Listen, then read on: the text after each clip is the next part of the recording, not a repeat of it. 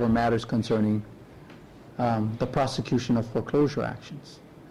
The courts that is lawfully constituted to do that is the Hawaiian Kingdom Court.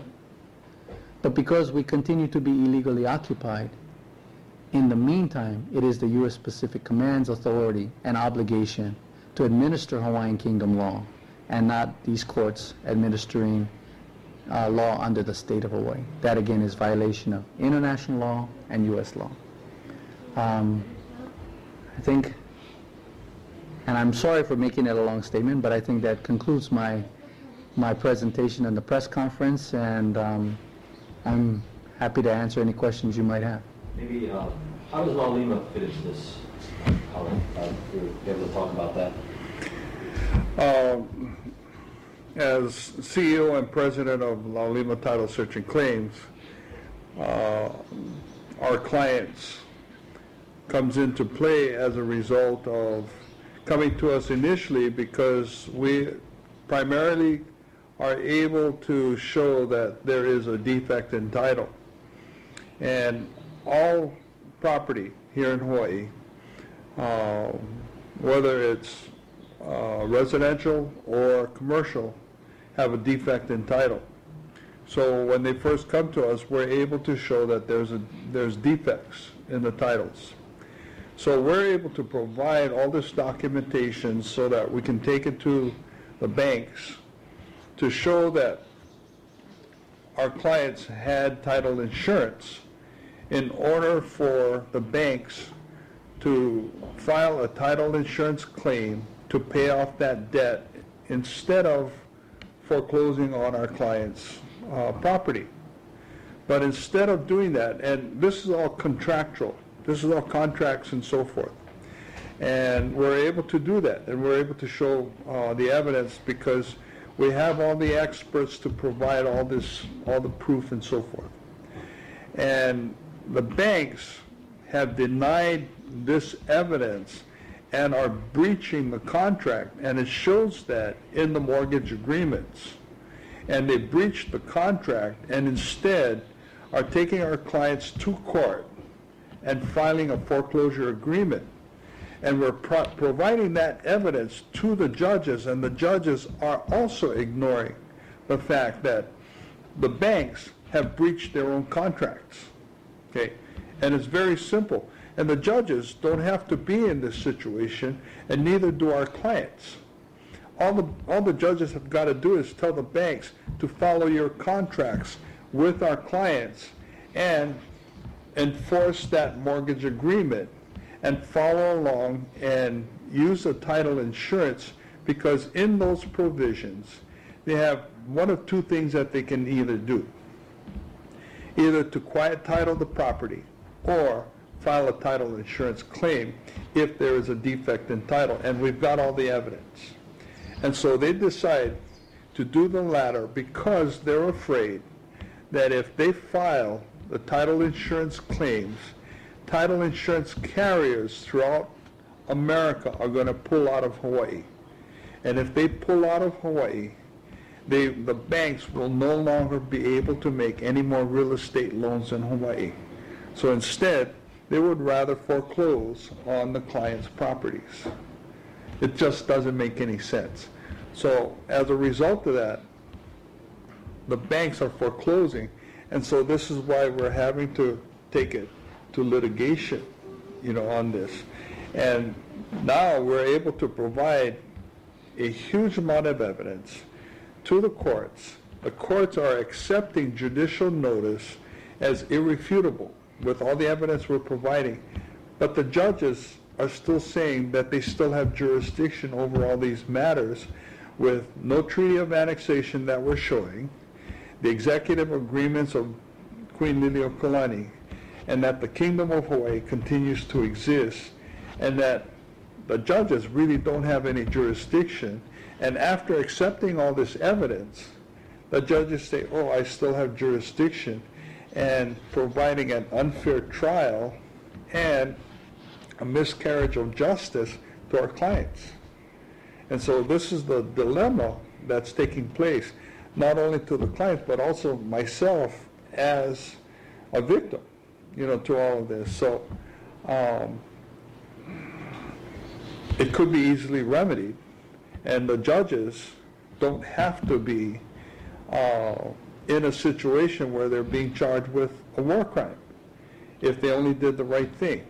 The problem that we also have is that the attorneys for the banks have not been able to refute or provide any evidence to prove that there is a treaty of annexation. They can't prove it. They haven't been able to refute the executive agreements. All of the evidence, they've never been able to refute any of the evidence. And this is why now the banks, as well as the attorneys, are now being charged with war crimes also. When you see all this stuff and what's taking place in the courts, it's just crazy. It's just crazy. And I'm really happy that, Attorney Dexter Kayama is able to represent, the clients and myself, and to take this on, take the clients on and myself, because it's very, very unfair that what has taken place. Good. Dave, if I may make a point of clarification, I'm glad Cully did bring up some very important points. While I actually think the Laulima claims and the title insurance issue has a solid foundation, and I think an undisputable one, I don't represent Laulima Title as the attorney, and I don't actually. I am not representing them on the title issue claims. My representation of the clients is based on the fact that the courts lack the subject matter jurisdiction, and in fact their decision to retain jurisdiction is a violation of international and U.S. criminal law. But it just so happens that many of the Laulima clients are the ones that contacted me asking me to represent them in these foreclosure proceedings. So I did that when they did retain me. What's also important about the illegal retention of jurisdiction by these unlawfully constituted courts is that it does not necessarily only apply to matters concerning foreclosure. It actually applies, these arguments apply, or this legal position applies to any matter in which the court seeks to retain jurisdiction under state law, because it does not exist. So it does apply. I've actually made arguments on behalf of clients in traffic matters, on tax matters. So the concept of the violation applies through all courts attempting to retain jurisdiction under U.S. Hawaii state law. Have you represented clients for the license plates? Have you done that? Actually not, but I actually have a client. I did have a client who recently retained me for that very issue. Yeah. So those are other issues that I'll be addressing as well. So, and there was one other issue. What Cully talked about as far as the criminal complaints being brought not only against the judges but against the attorneys representing the banks as well as the banks themselves. Because what they're doing, of course, by their pursuing the complaints and invoking Hawaii state law, they are in fact also putting my clients in a position where they're being denied a fair and regular trial. Now, the concept of a fair and regular trial being a war crime and the commission of a felony is pursuant to Article 147 of the Geneva Convention, Section 4, which was signed by all contracting parties, including the United States, in 1949. Now, the Geneva Convention 4 actually provides a whole list of violations that actually constitutes a war crime. Under Article 147, the deprivation of a fair and regular trial is a war crime under the Geneva Convention. Now, the United States, as a contracting party to the Geneva Convention, was also obligated to create its own law for the violation of war crimes occurring within the United States. So in 1996, the United States enacted the War Crimes Act, and that is Title 18, Section 244, which makes the deprivation of a fair and regular trial under the Geneva Convention also the commission of a felony under U.S. law.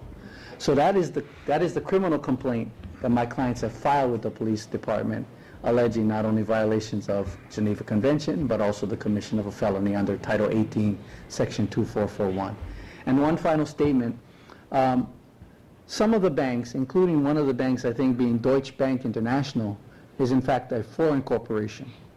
On behalf of my clients, what I've recently done is I've apprised the Attorney General for Germany that Deutsche Bank is also engaging in the commission of a felony under German law, because they also have a similar statute to the U.S. law under Section 2441. And I've asked the Attorney General for Germany to start their investigation with respect to Deutsche Bank.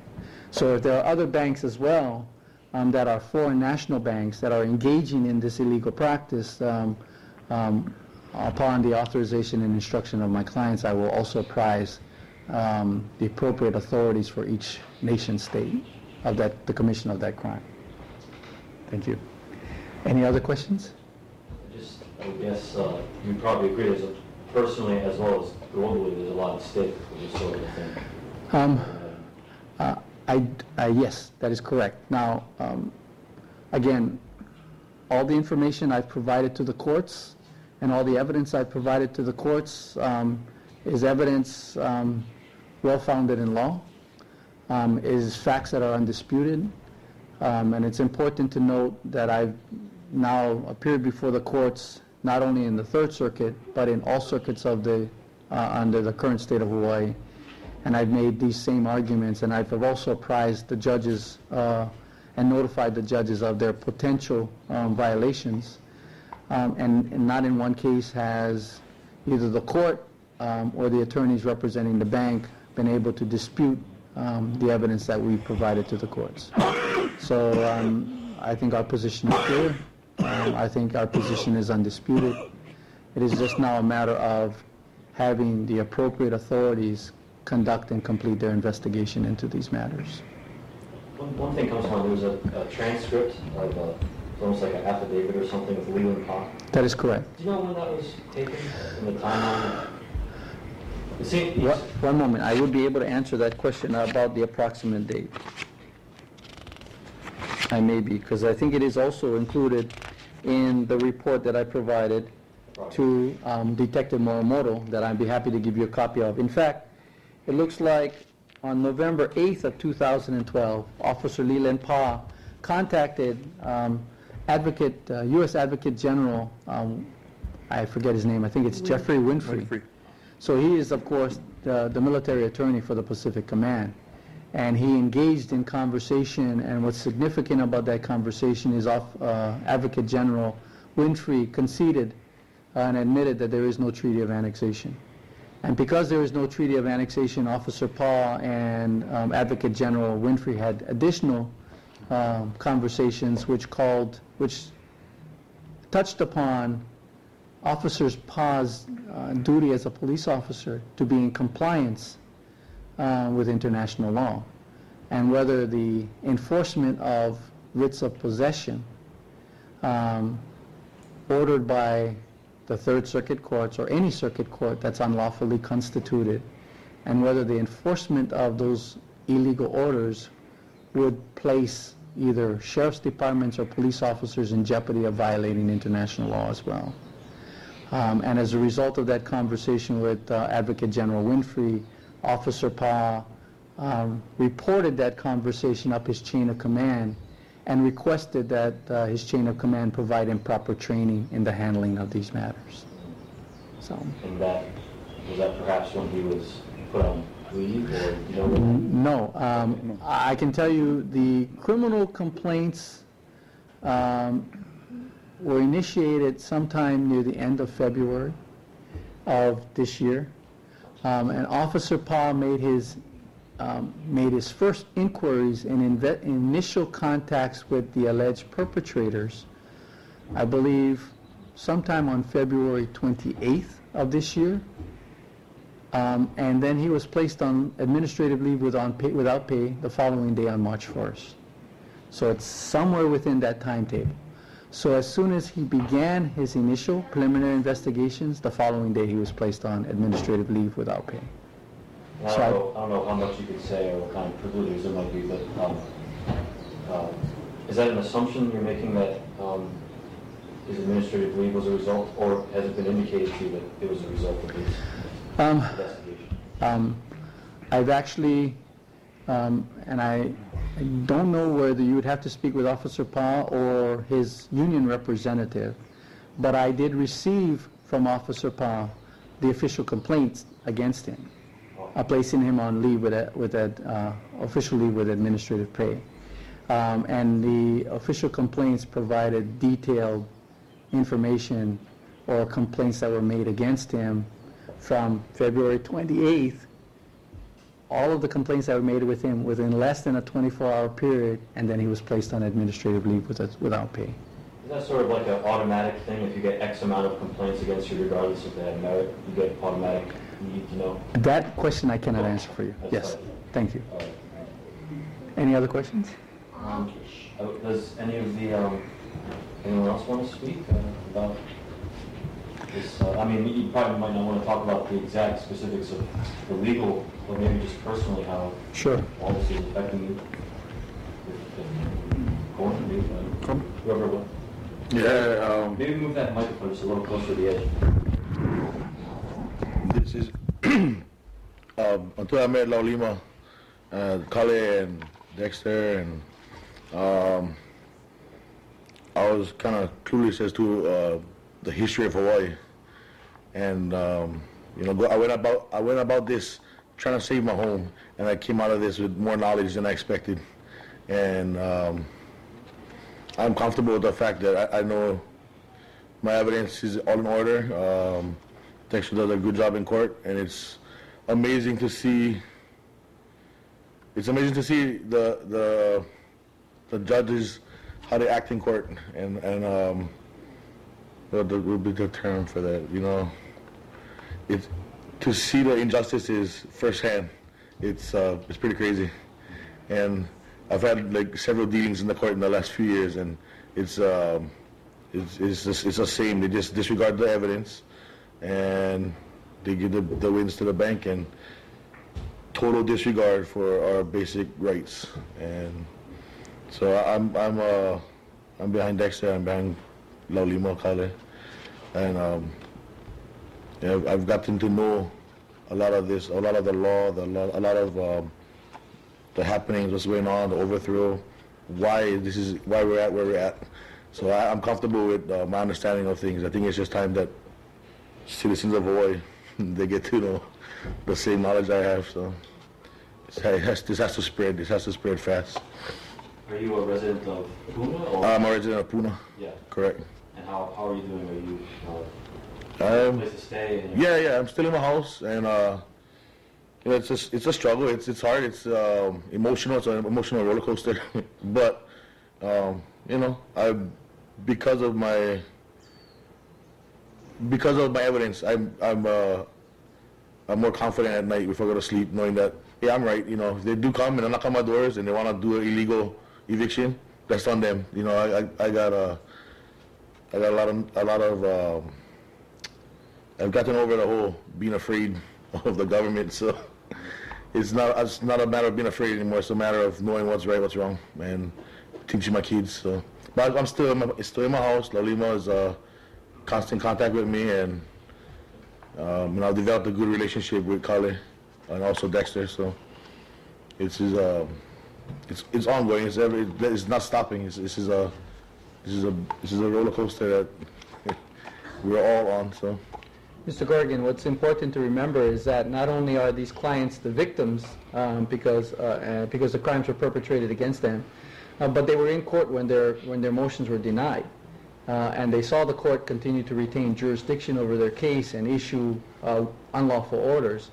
So they also are witnesses to the perpetration of those crimes. So I think that's why it was also important that we hold this press conference, because it is their intent and their interests and their desire to make sure that that they're protected. And we believe the best way to give them that protection is to provide this public dissemination of information.